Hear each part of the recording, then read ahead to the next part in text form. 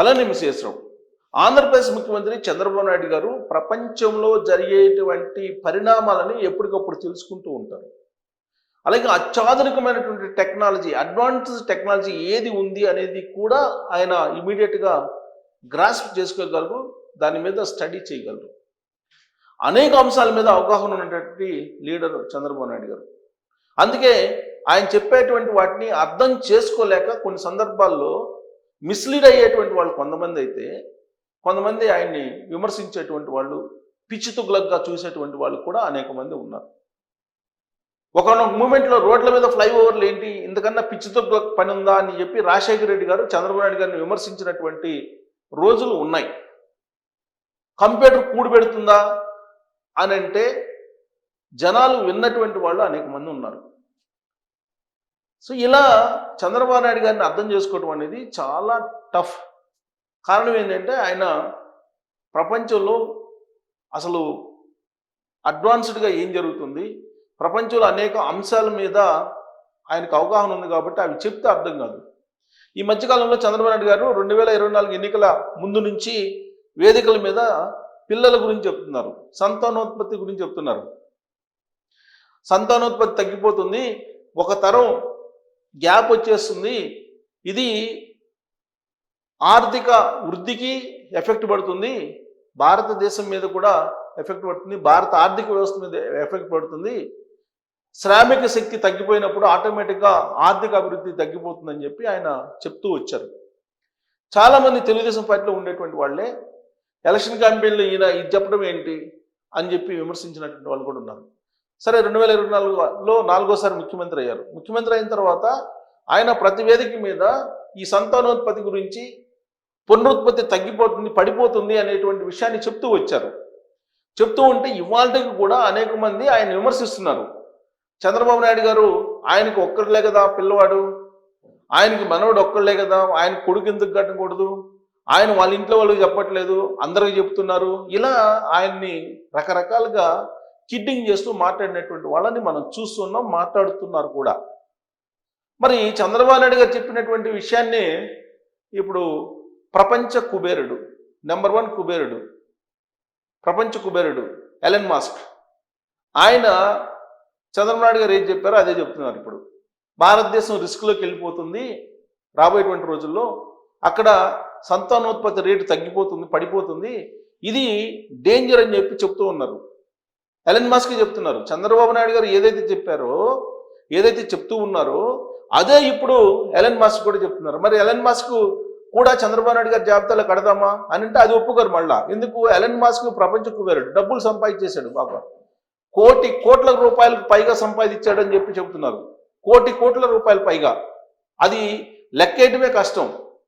So అలాంటి ఆయన ఇప్పుడు చెప్తున్నారు, ఆయన కూర్చొని తిన్నా కానీ నిమిషానికి 10 కోట్ల రూపాయలు విలువైనటువంటి డబ్బుని ఖర్చు పెట్టినా కానీ 100 ఏళ్ళు వస్తుందంట ఆయన దగ్గర ఉన్నటువంటి డబ్బు. మరి అలాంటి ఆయన ఇప్పుడు భారతదేశం యొక్క పునరుత్పత్తి రేటు, సంతానోత్పత్తి రేటు గురించి చెప్తూ ఉన్నారు. భారతదేశం రిస్క్లోకి పడిపోతుంది, రిస్క్లో పడిపోయే అవకాశం ఉంది, ఇది ఆందోళనకరమైన అంశం ప్రపంచానికి కూడా, ఒక భారతదేశానికి కాదు అని చెప్పి ఆయన చెప్తున్నారు. మరి ఇప్పుడు చంద్రబాబు నాయుడు గారు చెప్పేదాన్ని మనం కిడ్డింగ్ చేద్దామా, ఎగతాళి చేద్దామా, లేదంటే సీరియస్గా తీసుకుందామా అనే దాని మీద ఇప్పుడు చర్చ జరగాలి. ఎందుకంటే ఎలన్ మస్క్ కూడా చంద్రబాబు నాయుడు గారు ఏం చెప్పారో అదే చెప్తున్నారు. కారణం ఏంది? సాధారణంగా సంతానోత్పత్తి రేటు 2.1 ఉండాలి, ఇది సగటు 2.1 ఉండాలి. ఇప్పుడు ఇది 1.9 పడిపోయింది భారతదేశ వ్యాప్తంగా. ఆంధ్రప్రదేశ్, తెలంగాణలో అయితే 1.8కే పడిపోయింది. అంటే సంతానోత్పత్తి రేటు పడిపోయింది కాబట్టి నెక్స్ట్ తరం, ఇప్పుడున్నటువంటి తరానికి నెక్స్ట్ తరానికి గ్యాప్ వచ్చేటువంటి అవకాశం ఉంది, వృద్ధుల సంఖ్య పెరిగిపోయేటువంటి అవకాశం ఉంది, వయోభారంతో భారతదేశం రాబోయే రోజుల్లో ఉండేటువంటి అవకాశం ఉంది అనేది. ఎందుకంటే ప్రపంచ మార్కెట్ భారతదేశం మీద ఆధారపడి ఉంది. ఇది ఎలన్ మస్క్కి తెలుసు. ఇక్కడ జనాభా రేటు తగ్గితే వస్తోత్పత్తి అయినప్పటికీ కూడా వాటికి డిమాండ్ ఉండదు. ఎందుకు? జనాభా రేటు భారతదేశంలో తగ్గిపోతుంది కాబట్టి. ఇవాళ భారతదేశం ప్రపంచానికి ఒక పెద్ద మార్కెట్గా ఉంది వాళ్ళు చేసేటువంటి ఉత్పత్తులన్నిటికీ. కానీ ఇక్కడ జనాభానే తగ్గిపోతే, జనాభా రేషియో తగ్గిపోతే, జనాభా సంఖ్య తగ్గిపోతే మార్కెట్ పడిపోతుంది. పైగా భారత ఆర్థిక వ్యవస్థ ఇవాళ 4వ ప్లేస్లో 5వ ప్లేస్లో ఉంది. ఇది రాబోయే రోజుల్లో కనుక వృద్ధుల సంఖ్య పెరిగితే శ్రామిక శక్తి తగ్గుతుంది. అప్పుడు భారత ఆర్థిక వ్యవస్థ కూడా దెబ్బతినే అవకాశం ఉంది. అప్పుడు అప్పులు తీసుకోవాలి, భారతదేశం కూడా అప్పులు తీసుకుని అప్పుల మీదే నడవాల్సిన పరిస్థితి వస్తుంది. అంటే ఆర్థిక వ్యవస్థ మీద దెబ్బ పడుతుంది, మానవ వృద్ధి మీద దెబ్బ పడుతుంది, ప్రపంచాన్ని ముందుకు వెళ్లకుండా వేగంగా ఆపేటువంటి పరిస్థితి కూడా ఏర్పడుతుంది భారతదేశంలో జనాభా సంఖ్య తగ్గితే. ఎందుకంటే అత్యంత జనాభా ఉన్నటువంటి దేశం భారతదేశం.